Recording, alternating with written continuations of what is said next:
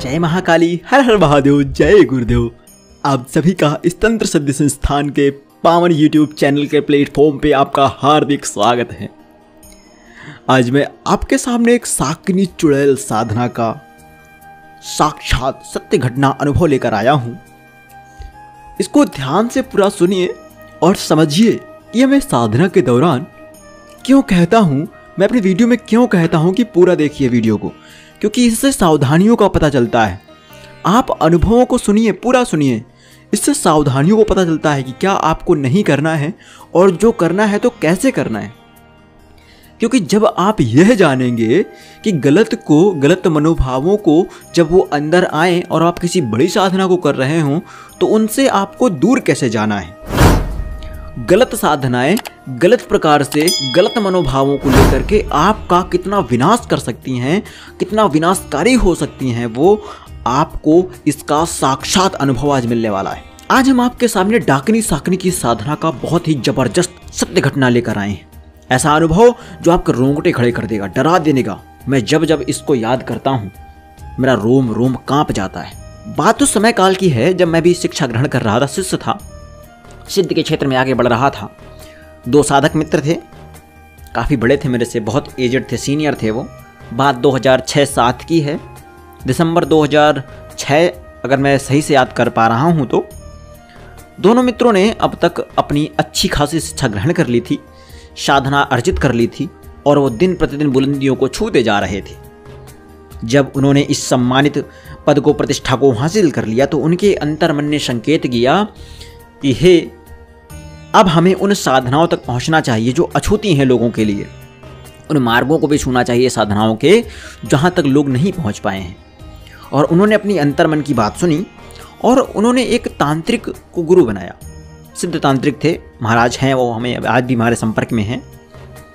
उनको गुरु बनाया और उनके पास पहुंचे और उनसे बहुत सारे तंत्र विद्या के गुर सीखे, दाव पेच सीखे। दरअसल उनका अब रुझान हो रहा था डाकिनी विद्या की ओर कि डाकिनी साधना किस प्रकार करनी चाहिए। अब वो हर एक चीज को विजय प्राप्त कर रहे थे, हर एक साधना पर।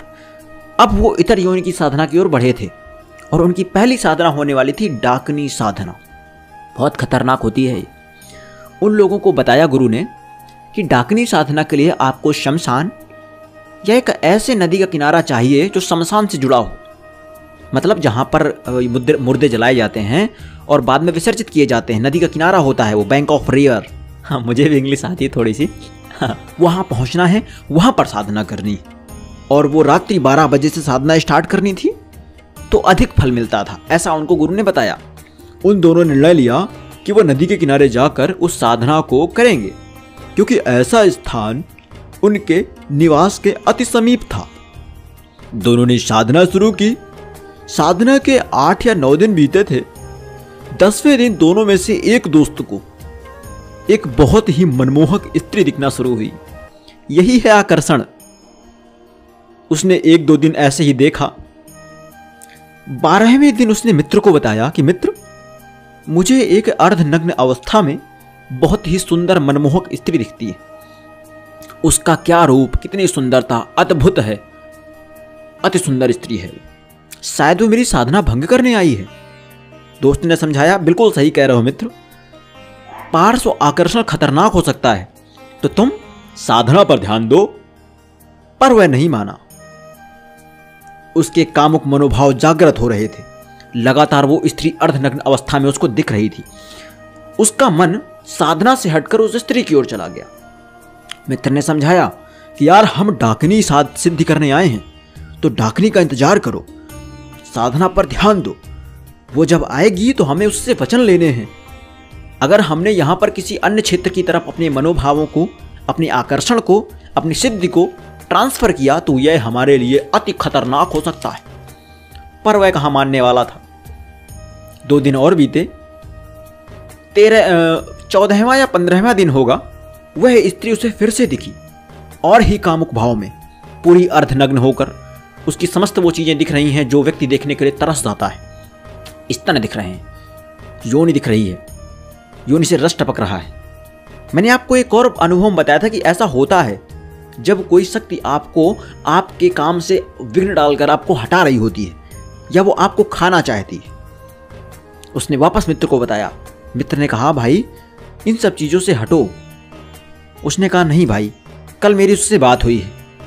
मतलब उस मित्र ने कहा कि जो स्त्री मुझे दिखती है उसने कल मेरे से बात की और उसने कहा कि मुझे चढ़ावा लेकर आओ और बदले में जो चाहो मैं देने को तैयार हूं। सारे भावों को मैं सुख करूंगी, सारे सुखों को दूंगी, काम सुख सभी सुख प्रदान करूंगी।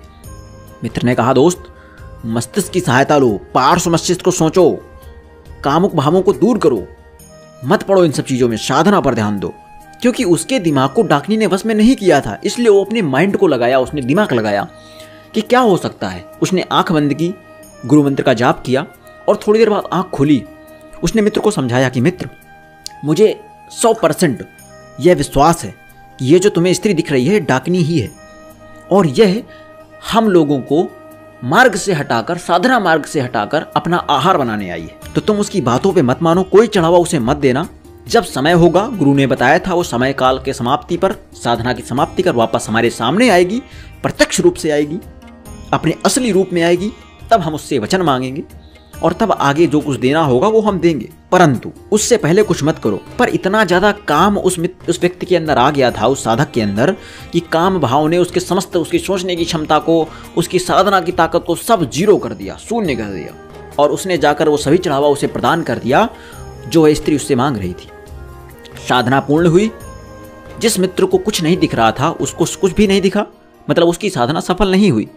पर जिसे वह डाकनी स्त्री दिखना शुरू हुई थी, वह डाकनी उससे प्रतिदिन मिलने आने लगी। रात्रि में आती थी, उससे मिलने आती थी, संभोग किया करती थी, संबंध बनाती थी, जिस कारण से उस मित्र की हालत दिन प्रतिदिन गिरती जा रही थी, बद से बदतर हो गई थी। वह कुछ दिनों में ही शरीर कमजोर, आंखें धंसने लगी, मरणासन्न होने लगा। पहले मित्र को इस बारे में पता चला तो उसने जाकर गुरु के पास पहुंचा, गुरु को सब बताया। यह भी बताया कि उसको वह स्त्री दिख रही थी और वह उससे चढ़ावा मांग रही थी और उसने वो चढ़ावा दे दिया है। गुरु ने कहा कि मैंने आपको एक चीज बताई थी कि जब तक आप वचन न ले लो तब तक उसे कुछ नहीं देना है, अन्यथा वह खतरनाक हो जाएगी। और अब बिना वचन दिए तुम्हारे मित्र ने वो दे दिया है, सब कुछ उसे दे दिया है, तो अब वह बिना प्राण लिए नहीं मानेगी। और इतना कहकर गुरु और वो मित्र दोनों उस मित्र के पास जाते हैं जो मरणासन होने लगा था। उससे कहते हैं कि हे पुत्र, अब तुम डाकनी से दूर हटो, दूरी बनाओ और अन्य साधना करो। मैं 2-3 साधना देता हूं, महाविद्या साधना देता हूं, आप उसको करो, मैं तुम्हारे साथ हूं। पर डाकनी ने उसके दिमाग को, दिल को अपने वश में कर रखा था। वह कुछ सुनने के लिए तैयार ही नहीं था। लोग समझाकर हार गए, दोनों वापस आ गए। 2 दिन बाद खबर आती है उस मित्र के पास कि आपका एक मित्र जो आपके साथ नदी के किनारे साधना करने गया था, वो कल रात 12 बजे नदी के किनारे वापस गया था, अभी तक वापस नहीं आया है। गुरु जी और वह मित्र दोनों वहाँ जाते हैं। वहाँ जाकर देखते हैं कि वह मित्र, उसका बॉडी पड़ी हुई है, मृत शरीर हो गया है, छत विछत अवस्था, अंग खटे हुए, फटे हुए। गुरु ने आंख बंद करके वहीं ध्यान लगाया और थोड़ी देर बाद आंख खोलकर बताया कि इसके शरीर को डाकनी ने छत विछत किया है और इसकी मृत्यु उसी के द्वारा हुई है। तो आप समझिए कितनी खतरनाक है यह साधना। जो मित्र बच गए थे वो हमारे आश्रम में ये सत्य घटना उन्होंने बताई थी, वो आज बहुत महान तांत्रिक हैं, सफल हैं। हरिद्वार में निवास स्थान है उनका, गंगा घाट में वो सुबह मिल जाएंगे। स्वामी ब्रह्माचार्य जी महाराज नाम है उनका। आज वो भगवान को आज भी धन्यवाद देते हैं कि हे प्रभु, उस दिन आपने उस डाकनी विद्या को हमें सिद्ध नहीं करने दिया, हम आपका बहुत बहुत आभारी हैं। वो ये भी कहते हैं, आज वो काफ़ी बड़े सफल तांत्रिक हैं, उन्होंने बहुत बड़ी बड़ी महाविद्याओं की साधना की। तो देखो, ये थी पूरी कहानी। और ये केवल कहानी नहीं है, यह वह सत्य घटना है जो हमें सिखाती है कि हमें कभी भी इतर योनि की साधना नहीं करनी चाहिए। और अगर आप करना चाहते हैं तो आप गुरु सानिध्य में करिए ना। आप जब तक वचन ना ले लें, आप सभी सावधानियों का पूरा सावधानी बरतें आप, क्योंकि अगर आप आकर्षण में फंसोगे तो आपको फंसा करके वो खा जाएगा। मैंने इस वीडियो में उन दर्दनाक एहसासों को शामिल नहीं किया है जो उस व्यक्ति के साथ हुआ, उस साधक के साथ हुआ।